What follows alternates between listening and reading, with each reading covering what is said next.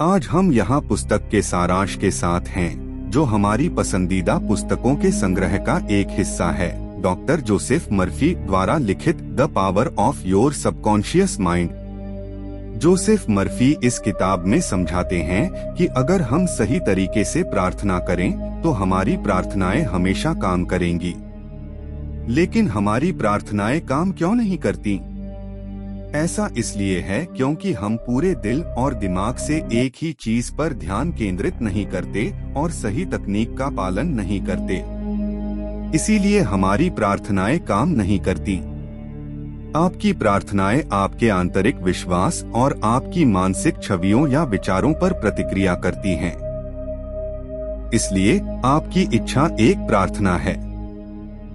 अगर आप अवचेतन मन को जान लेते हैं तो आपके जीवन में जादू होगा, जो किसी के भी साथ हो सकता है, अगर हम समझ लें कि हमारा अवचेतन मन कैसे काम करता है। अवचेतन मन में कई ऐसी शक्तियां होती हैं जिनकी आप कल्पना भी नहीं कर सकते। उदाहरण के लिए, क्या आपके मन में कभी यह सवाल आया है, कोई व्यक्ति सफल क्यों होता है और कोई असफल क्यों? कुछ लोग अमीर क्यों होते हैं और कुछ गरीब? कुछ लोगों का स्वास्थ्य अच्छा क्यों होता है और कुछ लोग बीमार क्यों रहते हैं? अगर आपके मन में भी यह सवाल आता है तो यह सारांश आपके लिए असाधारण हो सकता है।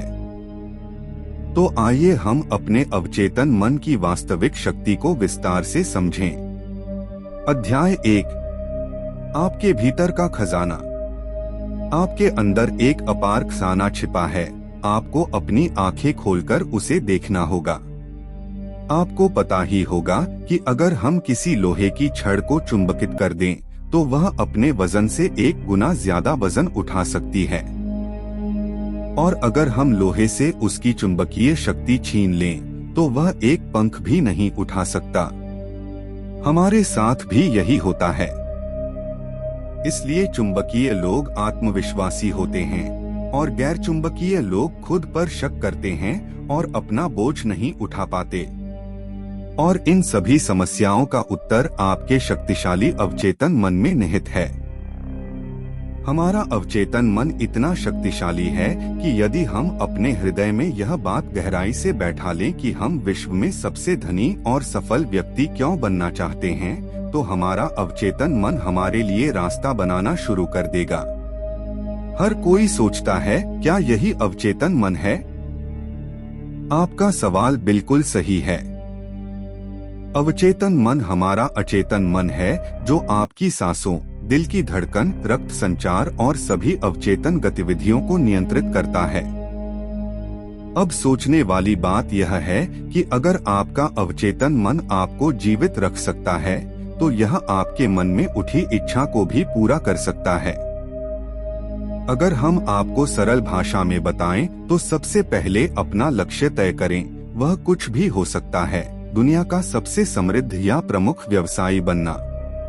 तो अगर आपने अपने अवचेतन मन तक यह संदेश पहुंचाने की तकनीक समझ ली है तो आपको ज्यादा मेहनत नहीं करनी पड़ेगी।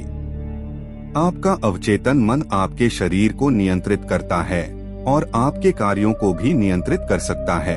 इसलिए आपका अवचेतन मन आपका काम करेगा। आपने कई लोगों को कहते सुना होगा कि आप अपने तर्क की आवाज सुने। मन की आवाज का मतलब है अपने अवचेतन मन को अपना दोस्त बनाए और दुनिया के सबसे अच्छे डॉक्टर, इंजीनियर, व्यापारी, निवेशक या जो चाहे बने। क्या आपको यह जानकर हैरानी नहीं होती कि बिल गेट्स और मार्क ज़करबर्ग इतनी कम उम्र में इतने अमीर और सफल कैसे हो गए? अगर आप इस सारांश को अंत तक समझ गए तो हमारा वादा है कि आप अपने अवचेतन मन को नियंत्रित करने में माहिर हो जाएंगे। कल्पना कीजिए कि आप कागज पर जो कुछ भी लिखते हैं उसे आप अपने अवचेतन मन की शक्तियों से झटपट पूरा कर सकते हैं। इसी तरह अवचेतन मन को नियंत्रित करके आप किसी भी कठिन परीक्षा को आसानी से पास कर सकते हैं। अवचेतन मन आपकी एकाग्रता और उत्पादकता दोनों को बढ़ाएगा। मन को समझने के लिए अगर हम इसे 2 भागों में बांटें तो उनके नाम होंगे चेतन मन और अवचेतन मन। चेतन मन आपका तार्किक मस्तिष्क है जो समझ पर काम करता है। इसलिए आपका चेतन मन आपके नियंत्रण में है और आपका अवचेतन मन आपकी अनैच्छिक क्रियाओं को नियंत्रित करता है, यानी उन पर जिन्हें आप नियंत्रित नहीं कर सकते।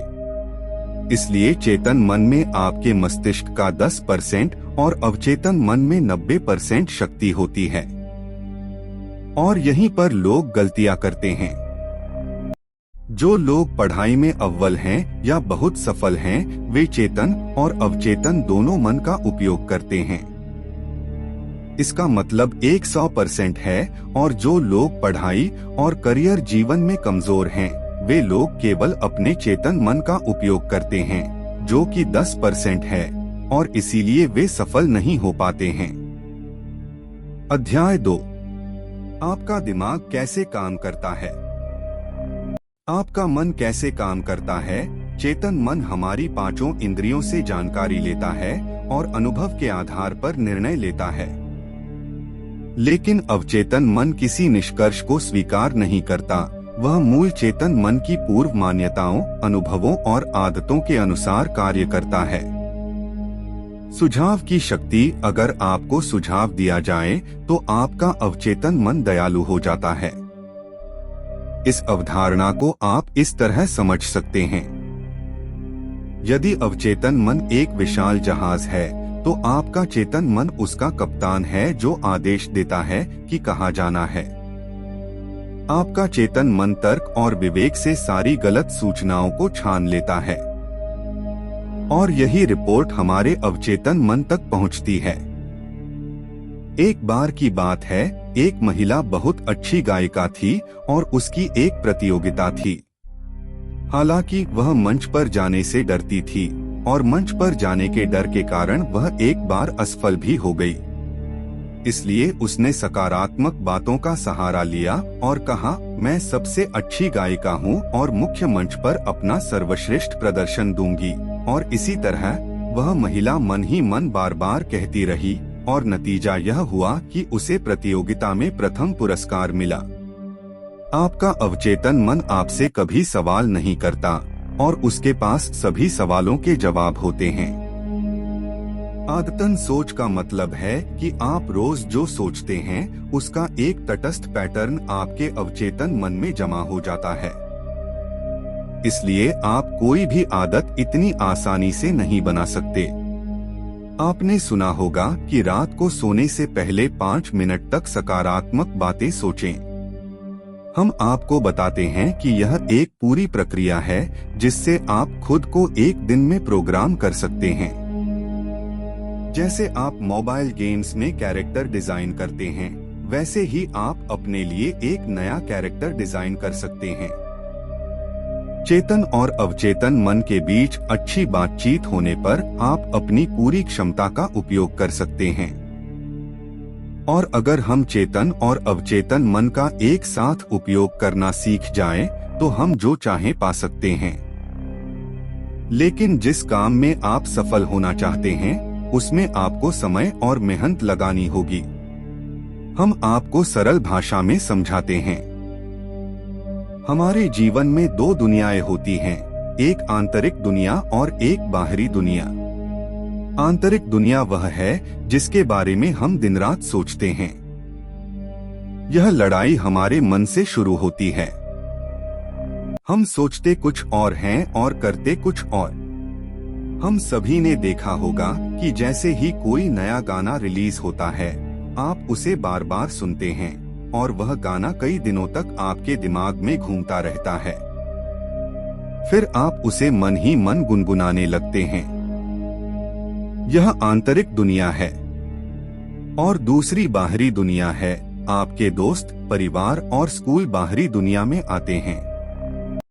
और कई लोग बाहरी दुनिया को देखकर प्रतिक्रिया देते हैं, ऐसा सिर्फ मेरे साथ ही क्यों होता है?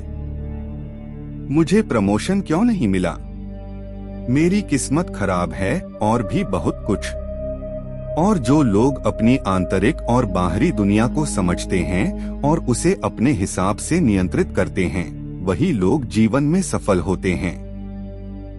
वे लोग सातवें आसमान पर होते हैं और अपनी जिंदगी के बादशाह होते हैं। अध्याय 3, आपके अवचेतन की चमत्कारिक कार्यशक्ति। हमारा अवचेतन मन हमारे लिए चमत्कार कर सकता है। हम सुबह से रात तक काम करते हैं और जब हम रात को घर आते हैं तो हम आराम करते हैं और सोते हैं। लेकिन रुकिए, क्या आपका अवचेतन मन सो जाता है? नहीं, आपका अवचेतन मन कभी नहीं सोता। वह आपके लिए 24/7 काम करता रहता है। हमारा दिल आपको जीवित रखने के लिए धड़कता है। हमारी आत्मा हमारे अवचेतन मन को समझ सकती है। यह समय और स्थान का मोहताज नहीं है। यह आपके सारे दुख दर्द अभी अभी दूर कर सकता है। यहाँ हम आपको एक साधारण वास्तविक जीवन का उदाहरण देते हैं। हमने लोगों को सम्मोहित करने के बारे में सुना होगा और कैसे विशेषज्ञ आसानी से किसी को भी सम्मोहित कर सकते हैं। क्या आप जानते हैं? विशेषज्ञ हमारे मस्तिष्क के अवचेतन स्तर को नियंत्रित करके हमें मुर्गा, मार्शल आर्टिस्ट और कुछ भी बना सकते हैं। इसके लिए हम YouTube पर TEDx हिप्नोटिज्म भी सर्च कर सकते हैं, जहां हम देख सकते हैं कि कैसे विशेषज्ञ आसानी से किसी के भी अवचेतन मन के साथ खेलकर उसे नियंत्रित कर सकते हैं और स्टेज परफॉर्मेंस से लाखों रुपए कमा सकते हैं। अब हम जानेंगे कि क्या हमारा अवचेतन मन हमारी बीमारी का इलाज कर सकता है। हाँ, बिल्कुल कर सकता है। एक हालिया रिपोर्ट के अनुसार दुनिया के सबसे अच्छे डॉक्टर और उन्नत इलाज नाकाम रहे, फिर भी यह चमत्कार संभव था। लेकिन वह चमत्कारी इलाज क्या था? एक अमीर आदमी था जिसका विमान दुर्घटनाग्रस्त हो गया था और उसकी लगभग सारी हड्डियां टूट गई थीं। सभी डॉक्टरों ने उम्मीद छोड़ दी थी कि उसका इलाज नहीं हो पाएगा और कई लोगों का मानना था कि वह कुछ ही दिन जिंदा बचेगा। लेकिन वह जैसा इंसान था, उसने पक्का इरादा कर लिया था कि क्रिसमस तक मैं बिल्कुल ठीक हो जाऊंगा। और उस आदमी ने किसी की एक न सुनी और दिन रात अपने मन में बस यही एक विचार दोहराता रहा। वह खुद की कल्पना करता था कि कैसे वह क्रिसमस के दिन अस्पताल से अपने पैरों पर चलकर बाहर आया। उस आदमी ने 8 महीने तक अपने मन में यही एक सकारात्मक विचार रखा। उसके अवचेतन मन में सभी सकारात्मक विचार और उसका सकारात्मक दृष्टिकोण स्पष्ट था, जिसकी वजह से वह आदमी क्रिसमस के दिन अपने पैरों पर चल पड़ा। एक आदमी जिसकी 103 हड्डियां टूटी थीं, 8 महीने में अपने पैरों पर चल पड़ा। यह अवचेतन मन की शक्ति है और अगर आप यह कहानी पढ़ना चाहते हैं तो गूगल पर सर्च कर सकते हैं। चमत्कारी पुरुष मॉरिस गुडमैन की कहानी। इस कहानी से आप यह भी सीख सकते हैं कि किसी एक विचार पर ध्यान केंद्रित करके अपने मस्तिष्क की जादुई शक्तियों का उपयोग कैसे करें। अब हम जानेंगे कि आप अपने अवचेतन मन तक वांछित संदेश कैसे भेज सकते हैं, जिससे आप सफल होंगे। आपने सुना होगा कि हर ताकतवर चीज में कोई न कोई कमजोरी जरूर होती है, और अगर हमें यह पता हो तो आप भी कंप्यूटर हैकिंग की तरह अपने दिमाग को हैक करके मनचाहा नतीजा पा सकते हैं।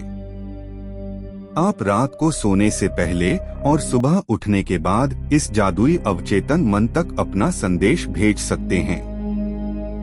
हमने यह बात रात को सोने से पहले और सुबह उठने के बाद कई बार सुनी होगी। क्या आप जानते हैं कि हमारे मस्तिष्क में ऐसा क्या होता है जिससे संदेश सीधे आपके अवचेतन स्तर तक पहुंच जाता है? सोने से पहले के आखिरी 5 मिनट आपके लिए बहुत महत्वपूर्ण होते हैं, क्योंकि अंतिम 5 मिनट में आपका अवचेतन मन 95% सक्रिय होता है और दिन के समय केवल 75% ही क्रियाशील होता है। इसलिए हमें अपने दिमाग को आखिरी 5 मिनट में ही प्रोग्राम करना पड़ता है, जिससे हम किसी भी चीज को कंट्रोल कर सकते हैं। उदाहरण के लिए आप अपना मैसेज एक कागज पर लिखते हैं और फिर उसे अपने फोन में रिकॉर्ड कर लेते हैं और ऐसा करने के बाद उसे रिपीट मोड में डाल देते हैं। और जैसे ही आप अपने फोन को रिपीट मोड में डालें, फोन को साइड में रखकर 10 बार गहरी सांसें जरूर लें। इससे आपका दिमाग बिल्कुल शांत हो जाएगा और आपको नींद आने लगेगी। और जैसे ही आपको नींद आने लगे, अपने ईयरफोन पर अपने दिन भर की रिकॉर्डिंग सुनना शुरू कर दें और पूरी तरह से आराम महसूस करें। लेकिन जाहिर है, रिकॉर्डिंग सुनते समय आपको अपने संदेश को गहराई से देखना होगा और ऐसा तब तक करना होगा जब तक आपको नींद न आ जाए। और अगले दिन आप देखेंगे कि पिछली रात के आखिरी 5 मिनट में आपने जो संदेश दिया था, वही संदेश पूरे दिन आपके दिमाग में घूमता रहता है। क्या कई लोग पूछते हैं कि इसकी कल्पना क्यों करें? कल्पना करने से क्या होता है? तो आपका सवाल सही है। हमारा अवचेतन मन सिर्फ भावनाओं की भाषा समझता है, तर्क नहीं। इसलिए आप जो कुछ भी देखते और कल्पना करते हैं, उसमें आपका अवचेतन मन भेद नहीं कर पाता, क्योंकि आपका अवचेतन मन आपसे सवाल नहीं करता। प्रश्नों का उत्तर देना चेतन मन का काम है। इसीलिए आपका अवचेतन मन यह नहीं समझ पाता कि क्या सच है और क्या झूठ। आपका अवचेतन मन एक बच्चे की तरह है, आप जो कहेंगे वह करेगा। अध्याय 4, प्राचीन काल में मानसिक उपचार। पुराने जमाने के लोग मानसिक उपचार कैसे करते थे और वो बहुत जल्दी ठीक हो जाते थे। पुराने जमाने में लोग 3 चरणों वाले फॉर्मूले पर बहुत विश्वास करते थे। वो फॉर्मूला है, मांगो, विश्वास करो और पाओ। यानी जो तुम चाहते हो उसे मांग लो, विश्वास करो कि वो तुम्हारे पास है, महसूस करो कि वो तुम्हारे पास है और वो चीज आने वाले समय में तुम्हारे पास होगी। आप सोचेंगे कि ये कहना कितना आसान है। मांगो, विश्वास करो और तुम्हें मिलेगा। हमने आपको उस चमत्कारी आदमी के बारे में बताया जो विमान दुर्घटना में बच गया था। तो उसी तरह उस आदमी ने इस 3 चरणों वाले फॉर्मूले में अपने अवचेतन मन का इस्तेमाल किया। आपको भी एक विचार और कल्पना पर ध्यान केंद्रित करना होगा। यह घटना एक दिन में नहीं घटेगी। अगर आप अपने अवचेतन मन तक नहीं पहुंचते, तो आप जो चाहते हैं वह घटित नहीं हो सकता। आधुनिक समय में मानसिक उपचार। अब हम मानसिक उपचार की नई तकनीकों के बारे में जानेंगे। अनुपस्थित उपचार का अर्थ। लॉस एंजल्स में रहने वाली एक महिला को कोरोनरी थ्रोम्बोसिस की समस्या थी। वह जेल में नहीं मरना चाहती थी, इसलिए उसने प्रार्थना की, मैं जहां भी हूं, मेरी मां का आशीर्वाद मेरे साथ है। मेरी मां मेरे साथ है और जब तक मेरी मां मेरे साथ है, मैं कभी बीमार नहीं पड़ सकती। लेकिन उस महिला का शरीर जैसा था, वैसा ही उसके विचारों का प्रतिबिंब था। उस महिला ने कहा, मुझे पता है कि अगर मैं अपने मन की बात कहूंगी तो मेरी सेहत अपने आप ठीक होने लगेगी। और कुछ हफ्तों बाद वह महिला ठीक हो गई और वह ऐसे ठीक हुई मानो उसे कभी कोई बीमारी ही न हुई हो। अगर आप अपनी माँ को ईश्वर मानते हैं, तो आपके अवचेतन मन के लिए आपकी माँ ही ईश्वर है, जो आपकी सभी समस्याओं का निवारण करती है। इसलिए हम अपनी माँ के साथ पूर्णता का अनुभव करते हैं और आप भी इसी तरह अपना आत्मविश्वास बढ़ा सकते हैं। अवचेतन मन की गतिज क्रिया को मुक्त करना। आपने ऑरा क्लीनिंग के बारे में जरूर सुना होगा। अगर नहीं सुना है तो कोई बात नहीं, इसे ध्यान से समझिए। ऑरा क्लीनिंग एक ऐसी प्रक्रिया है जिसमें आपकी सारी नकारात्मक भावनाएं बाहर निकल जाती हैं।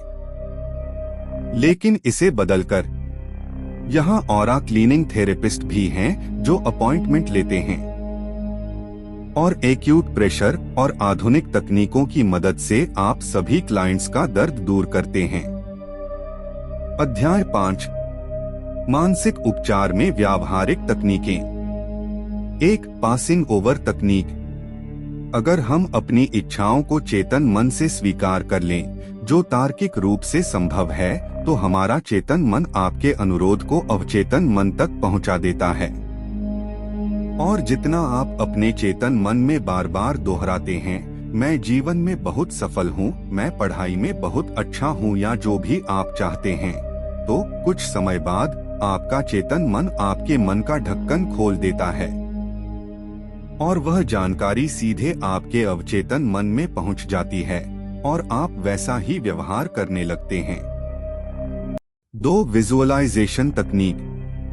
सबसे पहले हमें अपने मन को शांत करना होगा और फिर जैसे हम अपनी आँखों से कुछ भी देखते हैं, वैसे ही आपको भी अपनी आंखें बंद करके कल्पना में अपने लक्ष्य को देखना होगा।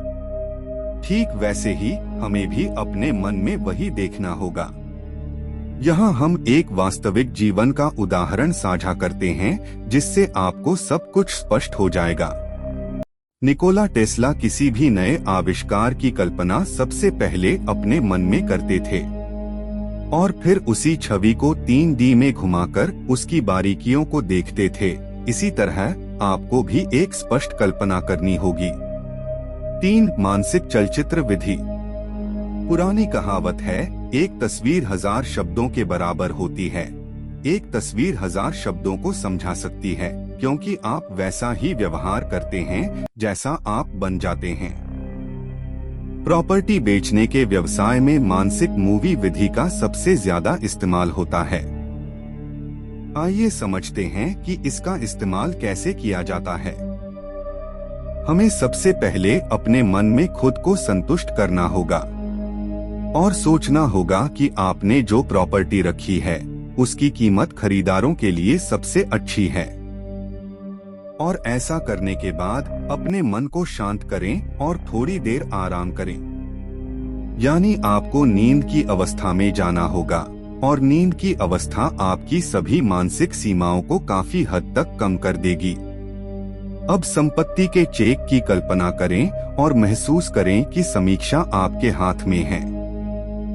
खुद से खुश रहें, ऐसा महसूस करें कि आपको अपना पैसा मिल गया है और अब अपने चेक के लिए आभारी रहें, क्योंकि आभारी व्यक्ति को इससे कहीं ज्यादा मिलता है। और जो मनुष्य कृतज्ञ नहीं होता, उससे जो कुछ उसके पास है वह भी छीन लिया जाता है।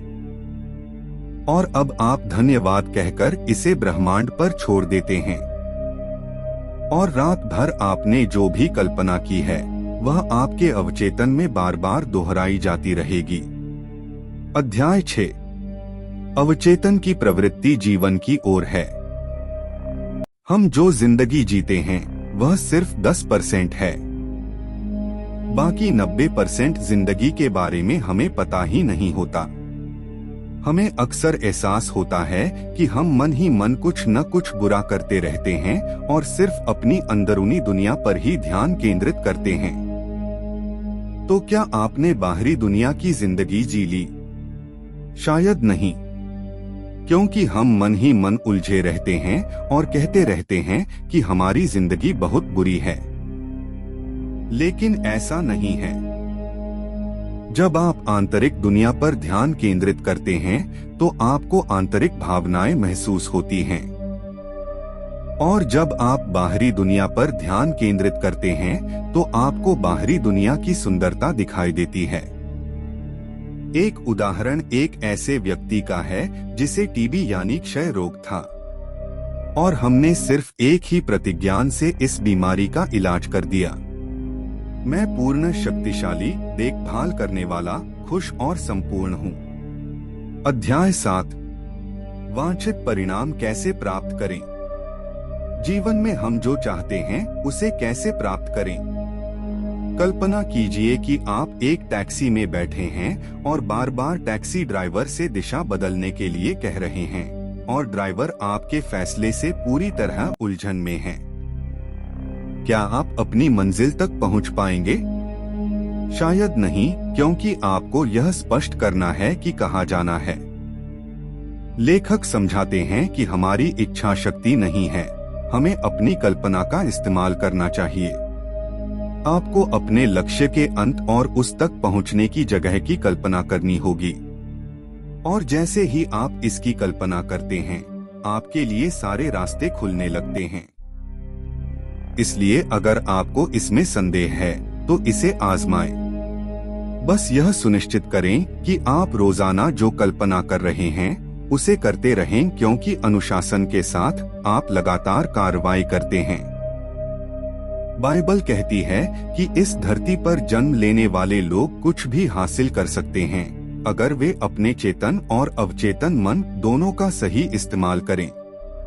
अध्याय 8, अमीर बनने के लिए अपने अवचेतन मन का उपयोग कैसे करें। आप सिर्फ यह कहकर अमीर नहीं बन सकते कि मैं अमीर हूँ, मैं दुनिया का सबसे अमीर इंसान हूँ। जब आप यह प्रतिज्ञापन करते हैं तो आपका ध्यान अमीर बनने पर केंद्रित हो जाता है और आप धन को आकर्षित करने के प्रति सचेत हो जाते हैं।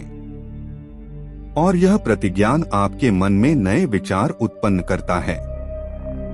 इससे आपको अपनी नई व्यावसायिक योजना और विचार भी मिलेंगे जो आपको अमीर बना सकते हैं। अब हम जानेंगे कि आपके सकारात्मक कथन क्यों विफल होते हैं। लेखक कहते हैं, जब लोग कहते हैं कि मैं सबसे अमीर हूँ, तो ऐसा लगता है कि वे खुद से झूठ बोल रहे हैं। और ऐसा इसलिए होता है क्योंकि आपके चेतन और अवचेतन मन के बीच एक भयंकर संघर्ष शुरू हो जाता है। इसलिए आप रोजाना खुद से कहते हैं, मैं हर दिन अपना काम बहुत अच्छे से करता हूँ और मैं दिन ब दिन अमीर होता जा रहा हूँ। अगर आप इस सकारात्मक कथन को दोहराते हैं तो आपको ऐसा नहीं लगेगा कि आप खुद से झूठ बोल रहे हैं। जितना अधिक आप धन, सफलता और सकारात्मक चीजों पर ध्यान केंद्रित करेंगे, उतनी ही अधिक सकारात्मक चीजें बढ़ेंगी। अध्याय 9, अमीर बनने का आपका अधिकार। तुम्हें अमीर होने का हक है। तुमने इस धरती पर खुशियां मनाने और सारी सुविधाएं पाने के लिए जन्म लिया है। हमारे माता पिता हमें कहते थे, बेटे पैसे के लिए हत्या करते हैं, पैसा बुराई की जड़ है। लेकिन ऐसा बिल्कुल नहीं है। पैसे से आप अच्छे काम भी कर सकते हैं और बुरे काम भी। यह आप पर निर्भर करता है कि आप इसका इस्तेमाल लोगों की भलाई के लिए करते हैं या अपराध करने के लिए। इसलिए पैसों की परवाह मत करो। आप सोचिए, क्या आप बिजली का इस्तेमाल करते हैं? सब कहेंगे कि ये भी कोई पूछने वाली बात है। एक आसान उदाहरण से समझाता हूँ। एक महिला खाना बनाने के लिए बिजली का इस्तेमाल करती है, तो बिजली उसके लिए अच्छी है। और कोई दूसरे लोगों को बिजली का झटका देकर मार देता है, तो क्या बिजली खराब हो गई है? शायद नहीं। हमारे इस्तेमाल करने का तरीका तय करता है। बिजली तटस्थ है, हम उसे अच्छा या बुरा बनाते हैं। इसी तरह हम पैसा भी बनाते हैं, अच्छा या बुरा। कुछ लोग अपनी आय में वृद्धि क्यों नहीं ला पाते? क्योंकि वे खुद को एक कर्मचारी मानते हैं और अपना पैसा नई चीजों में निवेश नहीं करते। इसलिए उनकी आय निश्चित होती है। वे लोग अपनी आय को सुरक्षित रखते हैं और एक निरंतर आय की आपूर्ति शुरू होने देते हैं। अध्याय 10, सफलता में भागीदार के रूप में आपका अवचेतन मन। अपने जीवन में सफल होने से आपको कितनी शांति और प्रेम मिलता है। हम हर दिन उत्साह से उठते हैं और जो कुछ हमारे पास है उसके लिए आभारी होते हैं। आपको 2 आंखें मिली हैं, ईश्वर ने आपको 2 पैर दिए हैं। कुछ लोगों को तो ये भी नहीं मिलते। सोचिए आप कितने भाग्यशाली हैं। जीवन को पूरी तरह से जीना चाहिए और आप अवचेतन मन को अपना साथी बनाकर ऐसा कर सकते हैं। यहाँ लेखक ने 3 चरण बताए हैं जिनसे आप सफल हो सकते हैं। 1, पहला कदम वह काम करें जो आपको सबसे ज्यादा पसंद हो, जिसे आप प्यार करते हो। जब तक आप किसी काम को पूरे दिल से और प्यार से नहीं करते, तब तक आप खुद को सफल नहीं मान सकते। अगर आप अपना काम पूरी लगन से करते हैं, तो वह आपकी सफलता की ओर अग्रसर है। चाहे वह सबसे धनी व्यक्ति हो या कोई सफल व्यक्ति, हर किसी को अपना काम पसंद होता है। भले ही उन्हें काम के लिए पैसे न मिलें, फिर भी वे वही काम करेंगे जो उन्हें पसंद है। 2 चरण 2, आपको किसी एक क्षेत्र में महारत हासिल करनी होगी और वो क्षेत्र ऐसा होना चाहिए जो लोगों की जरूरतों को पूरा कर सके। जब तक आप किसी भी क्षेत्र में माहिर नहीं हो जाते, तब तक आप कुछ भी उल्लेखनीय हासिल नहीं कर सकते। 3, तीसरा चरण, यह चरण सबसे महत्वपूर्ण है। आपको याद रखना चाहिए कि आप जो भी काम करें, उसमें सिर्फ अपनी सफलता देखें।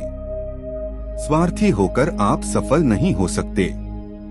आपको भी लोगों को सफल बनाना होगा, तभी आप सफल होंगे। आपकी सफलता मानवता के लिए एक महत्वपूर्ण योगदान होनी चाहिए। 16 साल का एक लड़का असफलता को सफलता में बदल देता है। लेखक एक कहानी सुनाता है। एक बार 16 साल का एक लड़का मेरे पास आया, जिसका नाम टॉड था। उसने मुझसे पूछा, अगर मैं कुछ करने की कोशिश करता हूँ तो हर चीज में असफल हो जाता हूँ। बच्चे ने कहा, मुझे लगता है कि मैं बेवकूफ हूँ। उसे लगता है कि उसे स्कूल छोड़ देना चाहिए, वरना स्कूल वाले उसे निकाल देंगे। लेखक ने कहा कि उसे उस बच्चे में एक बात गलत लगी और वह थी उसका रवैया। वह खुद को सबसे कमतर समझता था, इसलिए उसे लगने लगा था कि सभी बच्चे उससे ज्यादा बुद्धिमान हैं। लेखक ने उस बच्चे को अपनी पढ़ाई में सुधार के लिए अवचेतन मन का इस्तेमाल करना सिखाया। सबसे पहले लेखक ने बच्चे को एक प्रतिज्ञान बताया, जिसे उसे रात को सोने से पहले और सुबह उठते ही बार बार दोहराना था। पुष्टि, मुझे पता चला है कि मेरे अवचेतन मन में अनोखी शक्तियां हैं और मेरा अवचेतन मन स्मृति का भंडार है। मैं जो कुछ भी पढ़ता और सुनता हूँ, मुझे बहुत अच्छी तरह याद रहता है। मेरी याददाश्त बहुत अच्छी है और मैं चाहूँ तो इसका इस्तेमाल कर सकता हूँ। मेरे अवचेतन मन की अनोखी शक्ति मुझे मेरी परीक्षाओं के लिए तैयार कर रही है। मुझे अपने शिक्षक बहुत पसंद हैं और सभी छात्र मुझसे अच्छी तरह बात करते हैं। और कुछ महीने बाद लेखक को उस बच्चे का एक ईमेल मिला, जिसमें लिखा था, बहुत बहुत शुक्रिया मिस्टर जोसेफ मर्फी। अभी मैं अपनी कक्षा में अव्वल हूँ। सब मेरा साथ देते हैं और अच्छी तरह से बात करते हैं। अध्याय 11, वैज्ञानिक अवचेतन मन का उपयोग कैसे करते हैं। हम सबने रसायन शास्त्र में यह अवश्य पढ़ा होगा कि बेंजीन की रासायनिक संरचना क्या है। लेकिन क्या आप जानते हैं कि बेंजीन की खोज कैसे हुई? फ्रेडरिक नामक एक रसायनज्ञ लंबे समय से बेंजीन की संरचना को समझने की कोशिश कर रहे थे, लेकिन उन्हें बेंजीन की संरचना समझने में मदद की जरूरत थी। उन्हें अवचेतन मन का बहुत अच्छा ज्ञान था, इसलिए उन्होंने अपने अवचेतन मन में यह संदेश डाला कि उन्होंने बेंजीन की रासायनिक संरचना खोज ली है और सभी रसायनज्ञ उन्हें बधाई दे रहे हैं, और उन्होंने अपनी समस्या अवचेतन मन तक पहुंचाई। उसके बाद क्या हुआ? बस से सफर करते हुए उन्होंने एक सांप का प्रतीक देखा और वह सांप अपना मुक्का खा रहा था। और तब फ्रेडरिक को समझ आया कि अगर हम रासायनिक बंधन में भी ऐसा ही चक्रीय बंधन बना लें, तो बेंजीन वलय की खोज हो जाती है। इससे आप समझ गए होंगे कि आपका अवचेतन मन आपके लिए विचारों, योजनाओं, स्वास्थ्य, मौसम या सफलता के मामले में जो चाहे कर सकता है। अध्याय 12, आपका अवचेतन और नींद के चमत्कार। हम दिन में 8 घंटे सोते हैं, जो हमारे जीवन के 1/3 के बराबर है। सोते समय हमारा भौतिक शरीर आराम करता है, फिर भी अवचेतन मन और उसके लक्षित अंग रात भर काम करते रहते हैं। रात में हमारा अवचेतन मन किसी भी बीमारी का इलाज बहुत जल्दी कर देता है, क्योंकि हमारा चेतन मन उस समय रुकता नहीं है। प्रार्थना नींद का एक रूप। सुबह से रात तक आपका चेतन मन दैनिक गतिविधियों में लगा रहता है, और एक सर्वेक्षण के अनुसार हम प्रतिदिन 60,000 अलग अलग विचार सोचते हैं, और इससे ढेर सारी भावनाएं पैदा होती हैं। और जब आप प्रार्थना करते हैं तो आप अपनी महान बुद्धि से जुड़ते हैं, और यही आप सोते समय भी करते हैं। इसलिए प्रार्थना नींद की तरह है जो आपके जीवन के लिए बहुत अच्छी है। आपका भविष्य आपके अवचेतन मन में है। हमें याद रखना होगा कि हमारी रोजमर्रा की आदतें ही हमारा भविष्य बना रही हैं। इसलिए हमें सकारात्मक बातें सुननी चाहिए और सकारात्मक उद्धरण पढ़ने चाहिए, और इस आदतन सोच का तंत्रिका पैटर्न आपके अवचेतन मन में बनना शुरू हो जाएगा और आप सफलता की सीढ़ी चढ़ते जाएंगे। अध्याय 13। आपका अवचेतन मन और वैवाहिक समस्याएं। अवचेतन मन की शक्तियों से हम अपने आदर्श जीवन साथी को भी आकर्षित कर सकते हैं। अगर हम गलत व्यक्ति से शादी कर लेते हैं तो यह हमारे जीवन की सबसे बड़ी भूल हो सकती है। क्या आप भी अपने जीवन में प्यार चाहते हैं? क्या आप चाहते हैं कि आपका जीवन साथी आपकी सभी समस्याओं को समझे और मिलकर सुलझाए? आज के जमाने में ब्रेकअप या पैचेज होना तो रोजाना कपड़े पहनने और उतारने जैसा हो गया है। लेकिन सबसे पहले आपको और आपके पार्टनर को क्या चाहिए यह स्पष्ट होना चाहिए। उसमें क्या गुण होने चाहिए? तभी आप अपने सपनों के पार्टनर को अपनी ओर आकर्षित कर पाएंगे। अवचेतन मन की शक्ति। अध्याय 14। आपका अवचेतन मन और आपकी खुशी। हम अवचेतन मन की सहायता से अपने जीवन में प्रसन्न रह सकते हैं। हमने शुरू में आंतरिक दुनिया और बाहरी दुनिया के बारे में बात की थी, जो हमारे मन की आंतरिक और बाहरी दुनिया है। यह सूत्र आपके जीवन में खुशियां भर देगा। जब आप अपने मन में चल रहे विचार पर ध्यान केंद्रित करेंगे तो आपको महसूस होगा कि आपके मस्तिष्क में क्या चल रहा है। उदाहरण के लिए, आपको क्या लगता है कि मेरा चेहरा सुंदर क्यों नहीं है? और यह सोचकर आपको कितना बुरा लग रहा है। फिर आपकी जिंदगी बर्बाद हो जाती है।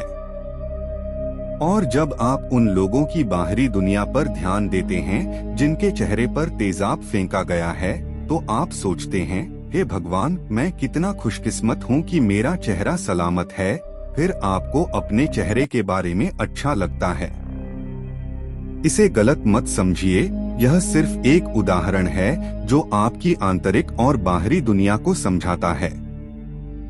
जब आपका ध्यान अच्छी चीजों पर होगा तो आप खुश रहेंगे, और जब आप किसी ऐसी चीज पर ध्यान केंद्रित करेंगे जो आपको दुखी करेगी तो आपको बुरा लगेगा।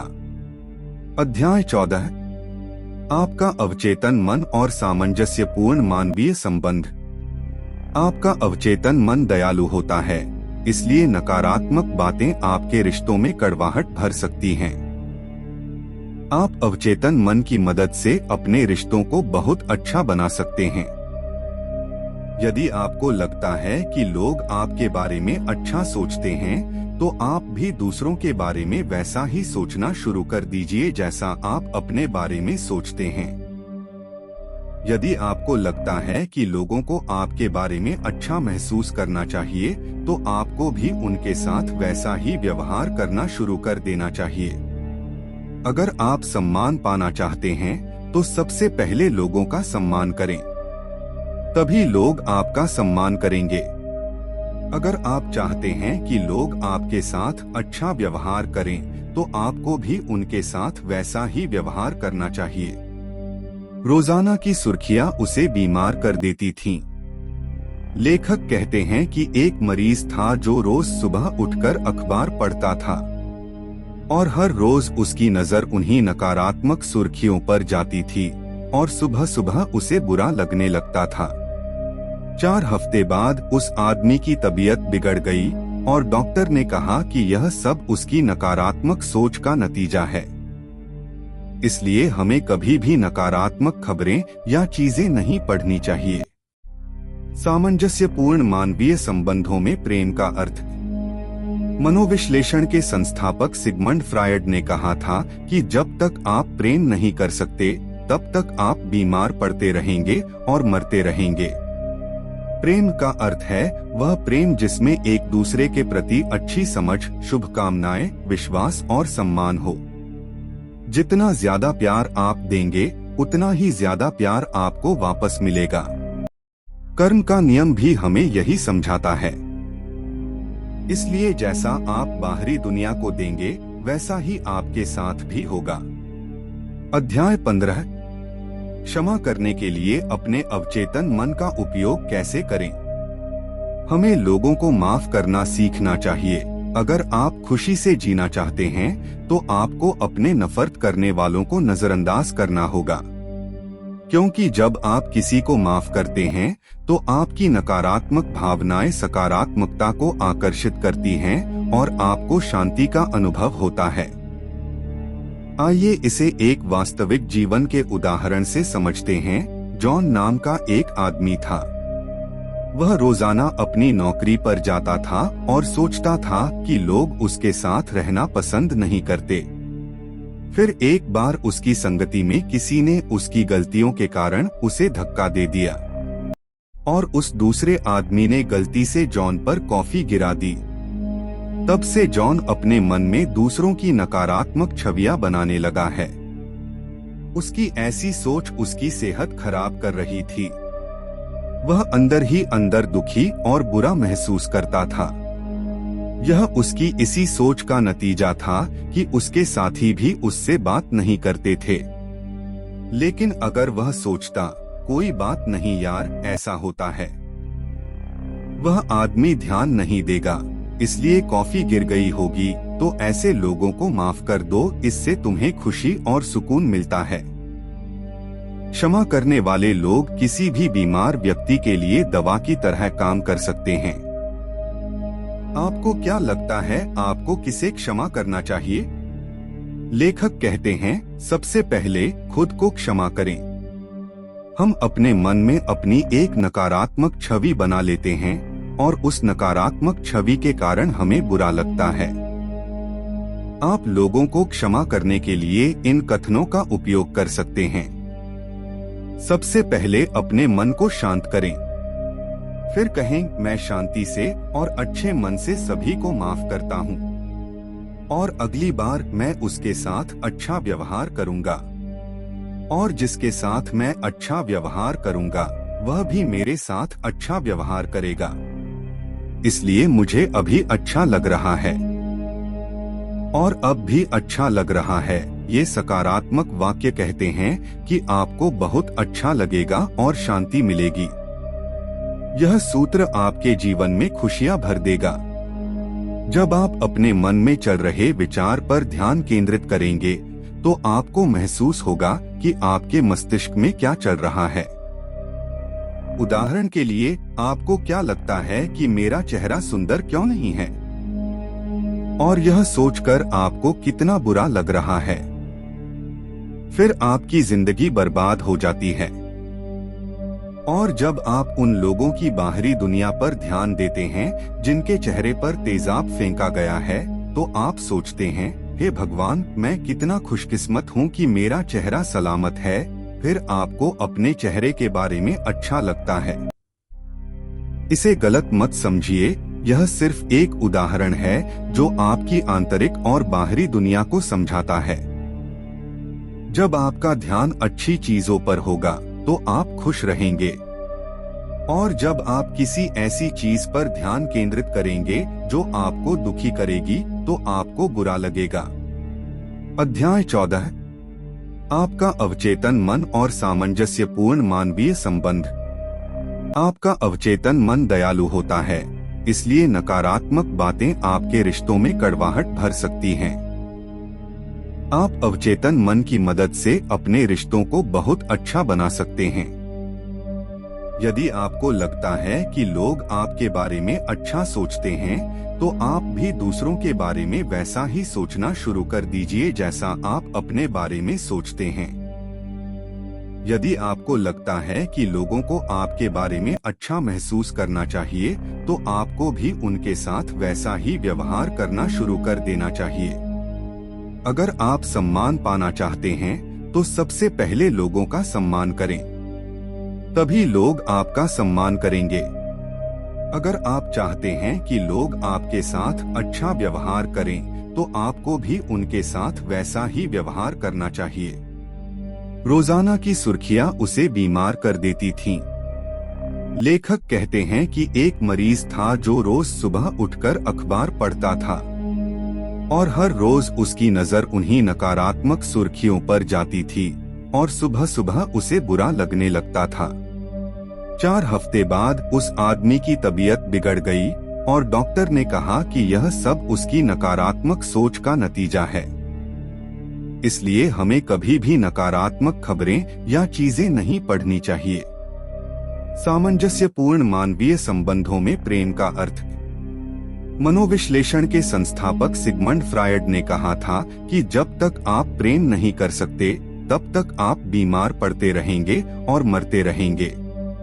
प्रेम का अर्थ है वह प्रेम जिसमें एक दूसरे के प्रति अच्छी समझ, शुभकामनाएं, विश्वास और सम्मान हो।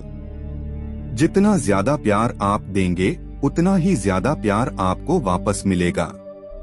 कर्म का नियम भी हमें यही समझाता है। इसलिए जैसा आप बाहरी दुनिया को देंगे, वैसा ही आपके साथ भी होगा। अध्याय 15।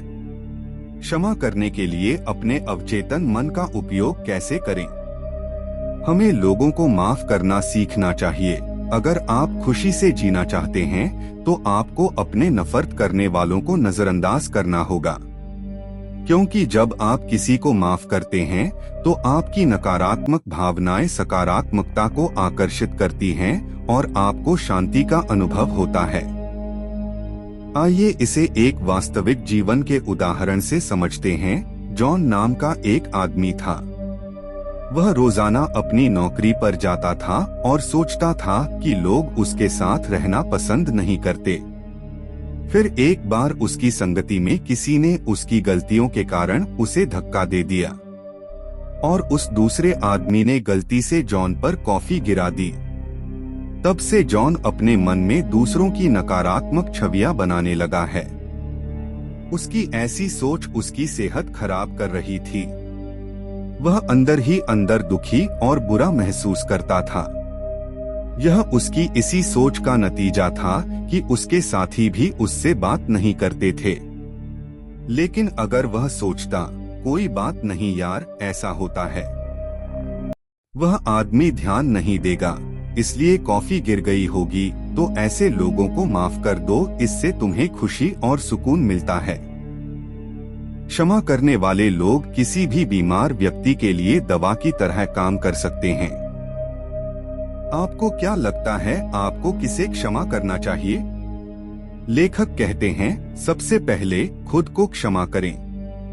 हम अपने मन में अपनी एक नकारात्मक छवि बना लेते हैं और उस नकारात्मक छवि के कारण हमें बुरा लगता है। आप लोगों को क्षमा करने के लिए इन कथनों का उपयोग कर सकते हैं।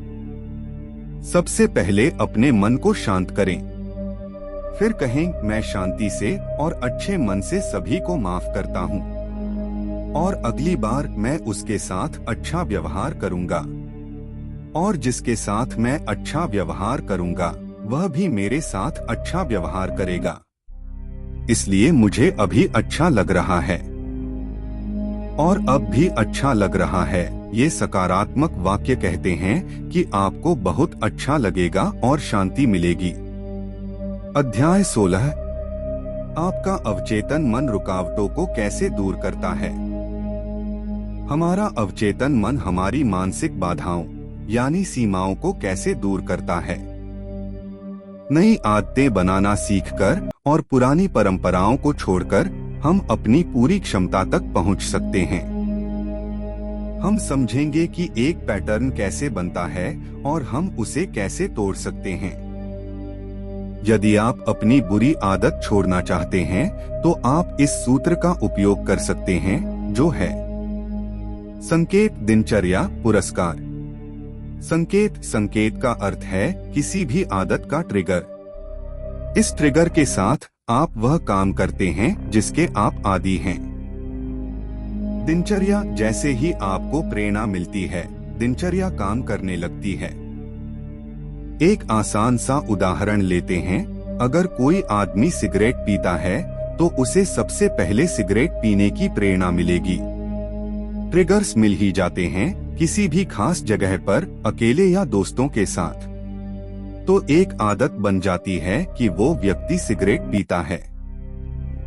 और उसके बाद आता है इनाम। इनाम यह वह है जो उस आदमी को सिगरेट पीने के बाद मिला। निकोटीन की खुराक उस व्यक्ति के लिए इनाम है जो उसे राहत देता है और उसे कुछ समय के लिए उपयुक्त महसूस कराता है। हमें इस पूरी स्थिति से बचना होगा और मन को दूसरी ओर मोड़ना होगा। अध्याय 17। भय को दूर करने के लिए अपने अवचेतन मन का उपयोग कैसे करें। अवचेतन मन की मदद से हम किसी भी डर पर कैसे काबू पा सकते हैं। कभी कभी हमें किसी न किसी चीज का डर होता है। जैसे किसी को मरने का डर होता है, किसी को डर होता है कि कहीं मेरा पार्टनर उसे छोड़कर न चला जाए। तो आइए इसे एक सरल उदाहरण से समझते हैं। एक बार एक छोटा बच्चा स्विमिंग पूल के पास खेल रहा था और खेलते खेलते वह गलती से स्विमिंग पूल में गिर गया। तब से वह बच्चा पानी से डरने लगा और फिर उस छोटे बच्चे की मां ने उसे लेखक से मिलवाया। उन्होंने कहा, बेटा अपना मन शांत करो और 1 मिनट गहरी सांस लो और कल्पना करो कि तुम तैर रहे हो। कल्पना करते हुए वह बच्चा थोड़ा डर गया, लेकिन 2-3 बार ऐसा करने के बाद उस बच्चे को आराम महसूस होने लगा। फिर बच्चे को लगा कि पानी बर्फीला है और उसका शरीर पानी में बहुत हल्का हो गया। और इस तरह उस छोटे बच्चे का डर गायब हो गया और उसने सिर्फ 2 महीनों में तैरना सीख लिया। इसी तरह आप भी किसी भी डर पर काबू पा सकते हैं। अध्याय 18। हमेशा आत्मा में कैसे रहें। आप सोचेंगे, हम हमेशा पूरी आत्मा में कैसे रह सकते हैं। हमारा शरीर समय के साथ बूढ़ा हो जाता है, लेकिन हमारी आत्मा नहीं। और आपकी आत्मा आपका अवचेतन मन है, इसलिए इस प्रतिज्ञान को रोजाना दोहराते रहें। मैं दिन प्रतिदिन जवान होता जा रहा हूँ और मेरा शरीर बहुत चुस्त दुरुस्त होता जा रहा है। इस कथन को प्रतिदिन बार बार दोहराते रहें। आपके अवचेतन मन की शक्ति पुस्तक समीक्षा। डॉक्टर जोसेफ मर्फी द्वारा लिखित the power of your subconscious mind के पाठक के रूप में मुझे यह पुस्तक एक ज्ञानवर्धक और परिवर्तनकारी अनुभव लगी। डॉक्टर मर्फी हमारे अवचेतन मन की अप्रयुक्त क्षमता का गहन अध्ययन करते हैं और इस शक्ति का उपयोग करके हमारे जीवन में सकारात्मक बदलाव लाने के व्यावहारिक तरीके बताते हैं। यह पुस्तक रोचक किस्सों से भरी है जो हमारे अवचेतन मन के हमारे विचारों, भावनाओं और कार्यों पर अविश्वसनीय प्रभाव को दर्शाती है। डॉक्टर मर्फी सकारात्मक सोच और सकारात्मक कथनों के महत्व पर जोर देते हैं और पाठकों को सफलता, खुशी और प्रचुरता को आकर्षित करने के लिए अपने अवचेतन मन को पुनः प्रोग्राम करने का मार्गदर्शन देते हैं। पूरी किताब में मैं इस विचार से रोमांचित रहा कि हमारा अवचेतन मन ज्ञान और शक्ति का एक छिपा हुआ खजाना है जो बस खुलने का इंतजार कर रहा है। डॉक्टर मर्फी द्वारा बताई गई तकनीकें सरल होने के साथ साथ प्रभावी भी हैं, जिससे कोई भी इन्हें अपने दैनिक जीवन में आसानी से लागू कर सकता है। अंत में आपके अवचेतन मन की शक्ति एक जीवन परिवर्तनकारी पुस्तक है जो आपके जीवन के हर पहलू को बेहतर बना सकती है।